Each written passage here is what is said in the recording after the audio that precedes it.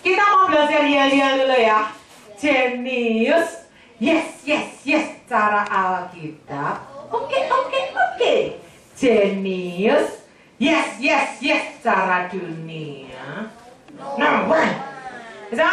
1, 2, 3. Jenius. Yes, yes, yes. Cara Alkitab. Oke.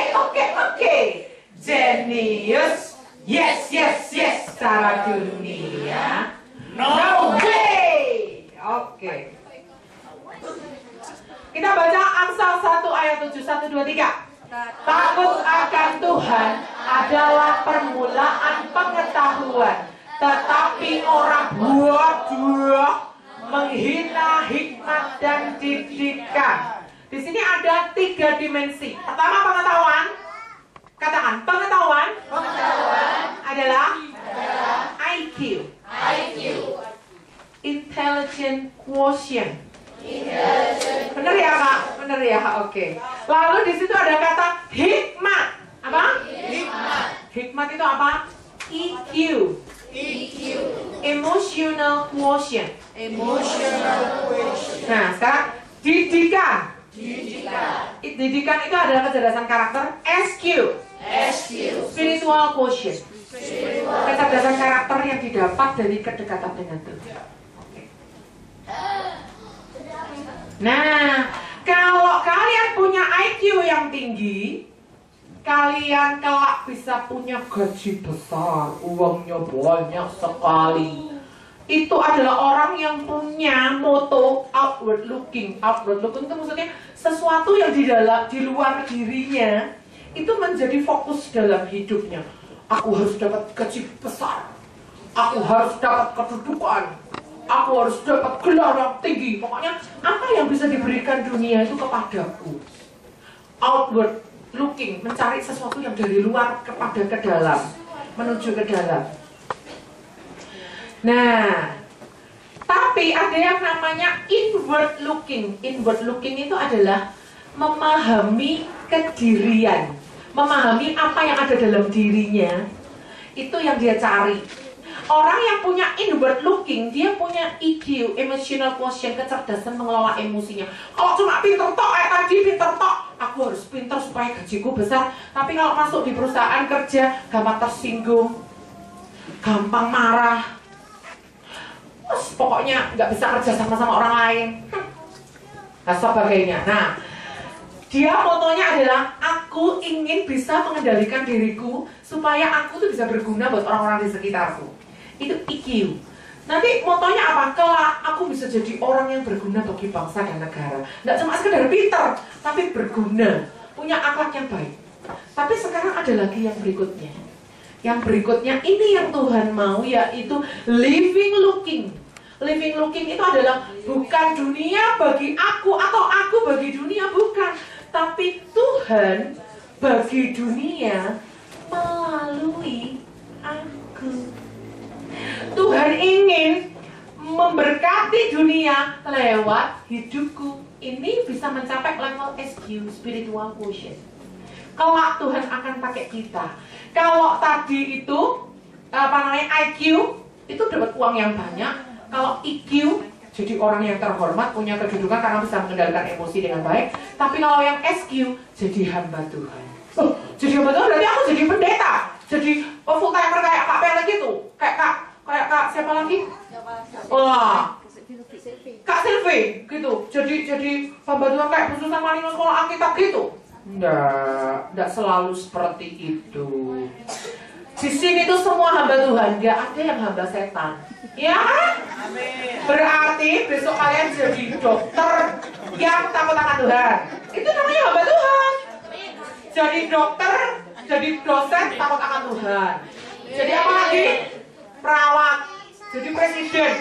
Siapa nih calon presiden Indonesia berikutnya nih? Tahun 2000 berapa nanti? Wow. Menggantikan Obama. Oh, siapa tahu Obama aja sekolahnya dulu di Indonesia, FD-nya, ya kan? Nah, ayat mana yang mendukung itu living looking? Living looking itu ayat pendukungnya adalah, kita baca sama-sama. 1, 2, 3. Yesaya 26 ayat 12. Stop dulu. Bacanya ikut intonasinya Bu Kris ya. 1, 2, 3. Yesaya 26 ayat 12. Ya Tuhan. Ya Tuhan. Loh, jangan sama-sama, jangan menirukan bareng-bareng ya. 1, 2, 3. Ya Tuhan. Engkau akan menyediakan damai sejahtera bagi kami. Sebab segala sesuatu yang kami kerjakan adalah yang melakukannya bagi kami. Jadi kita cuma obeng. Tuhan itu mekaniknya. Kita tuh cuma sekrop, cuma obeng. Motor itu dunianya. Tuhan itu ingin memberkati dunia lewat kita. Yang mengerjakan siapa? Tuhan. Kita cuma sebagai alat. Ada sebuah cerita. Pada suatu kali ada sebuah konser yang luar biasa. Konser piano, wah, semua orang tepuk tangan, hebat, bagus. Tiba-tiba ada seorang anak kecil maju ke panggung. Mamanya udah kebingungan, anak ini nggak bisa dikendalikan, maju naik. Si anak kecil yang main piano ini, yang duduk ini, minta pangku sama pianis yang terkenal yang lagi konser itu. Pangku, oh pangku, di pangku. Lalu anak ini main piano. Ting dong, namanya anak kecil kan main pianonya kacau balau ya. Ting dong, main pianonya kacau sama pianisnya ini, dia nggak marah, dia diem aja. Dia perhatikan. Setelah anak ini kira-kira main sudah 1 menit, si omnya ini yang konser yang pianis hebat nih ikut main. Padahal si anak kecil ini mainnya kan kacau. Sama omnya ini diperindah.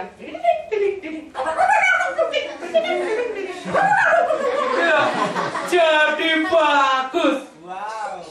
Kayak gitu juga kita itu. Kita tuh kayak pianis kecil yang nggak bisa apa-apa. Pangku sama pianis surgawi yaitu Tuhan. Tuhan yang buat konsernya jadi indah. Siapa yang mau? Luar biasa ya. Oke. Ayat berikutnya 1, 2, 3. Lukas 17 ayat 10. Kita bacanya bisik-bisik 1, 2, 3. Demikian jugalah kamu apabila kamu telah melakukan segala sesuatu yang ditugaskan kepadamu, hendaklah kamu berkata, kami adalah hamba-hamba yang tidak berguna. Kami hanya melakukan apa yang harus kami lakukan. Ayat terakhir 1, 2, 3. Kita sekarang bacanya dengan berteriak ya. 1, 2, 3. Mari.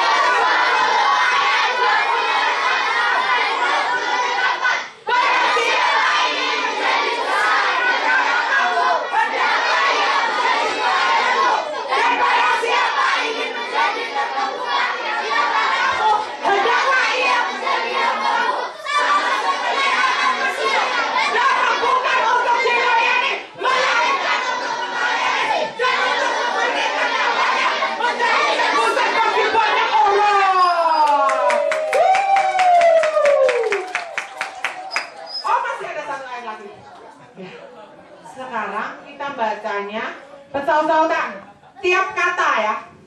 Pria, Kristus, wanita, dengan, dan seterusnya. Ya, siap ya? Judulnya Bu Kris yang baca. Filipi 1 ayat 20 sampai 22. Dengan dimuliakan dalam baik hidupku oleh karena hidup Kristus, mati keuntungan. Jika aku harus hidup di dunia itu berarti bagiku bekerja memberi buah. Nah, ada seorang ahli dari Inggris bernama Howard Gardner. Dia meneliti 8 dimensi kecerdasan manusia. Kalau orang zaman dulu itu menganggap orang pintar tuh cuma yang ngerti bahasa sama matematika. Kok nilai matematika 8, nilai bahasa Inggris 9, nilai bahasa Indonesia 9, itu berarti dia jenius. Tapi kalau nilai matematika 6, bahasa Inggris 4, tapi olahraga 8, itu nggak jenius. Itu kata orang zaman dulu. Tolong mejanya jangan goyang-goyang ya sayang ya. Oke. Nah, padahal manusia itu terdiri dari otaknya, salah satu bagian otak itu otak kanan dan otak kiri. Katakan sama-sama Bu Grace sambil pegang sebelah kanan otak. Otak kananku berpikir seni. Berpikir seni. Otak kiriku berpikir logis. Berpikir logis. Oke. Seni itu apa aja? Itu ada ya, kita nggak punya waktu bahas satu-satu. Nah, Howard Gardner mengatakan, apakah kecerdasan itu? Kita baca sama-sama. Kecerdasan adalah suatu kemampuan untuk memecahkan masalah dan menciptakan produk yang mempunyai nilai budaya. Jadi harus bisa memecahkan masalah dan harus menciptakan produk. Itu yang namanya kecerdasan. Nah, kita sekarang lihat menurut Howard Gardner, setiap orang itu pasti punya salah satu atau beberapa dari 8 jenis kecerdasan dalam dirinya yang disebut multiple intelligences atau kecerdasan majemuk. Nah, kecerdasan majemuk itu ada 8. Pertama, kecerdasan apa? Linguistik atau word smart, kecerdasan berbahasa. Yang kedua, kecerdasan matematik logis atau logic smart atau number smart. Terus kecerdasan apa? Spasial itu, visual spasial itu bagaimana ide yang dalam otak itu dikeluarkan dalam bentuk karya. Mungkin itu desain, mungkin itu gambar, mungkin itu tas, mungkin itu jadi tempat handphone, jadi apa saja. Pokoknya yang berupa sebuah karya benda atau gambaran yang dari otak ini dikeluarkan berupa karya ya. Lalu kinestik jasmani, body smart, wah tubuhnya lincah. Musical, interpersonal, intrapersonal, dan naturalis. Nah, Alkitab ternyata Howard Gardner tuh kuno. Di Alkitab tuh sudah ada 2000 tahun yang lalu. Alkitab lebih up to date, lebih modern. Nah, sekarang kita lihat ya. Bu Ani, tolong mana ya? Susunya. Oh iya tuh, susunya di sana. Oke. Sekarang kita lihat kecerdasan matematik logis, yaitu apa? Kemampuan mengolah data dan menggunakan logika atau akal sehat dengan baik. Besok kalau orang punya kecerdasan logika matematika ini bisa jadi apa? Pengolah data, ahli matematik, ahli statistik, peneliti, ahli logika, programmer komputer, dan sebagainya. Oh, ada gambarnya. Di Alkitab ada nggak yang pintar logika matematika? Yusuf. Kenapa? Yusuf harus mikir dalam waktu 7 tahun kelimpahan. Caranya gimana supaya nanti 7 tahun berikutnya nggak sampai kurang? Kalau bisa lebih, sehingga orang-orang luar negeri kalau mengalami kelaparan juga bisa beli di negara kita nggak akan kekurangan. Caranya ngumpulin berapa ya? Dihitung dulu. Mungkin bulan pertama, kan namanya kelimpahan. Kelimpahannya berapa kali lipat nih dari yang biasanya? Biasanya satu petani misalnya panennya 1 kilo. Dia sekarang kok panen 30 kilo. Wah, kelimpahannya 30 kali lipat.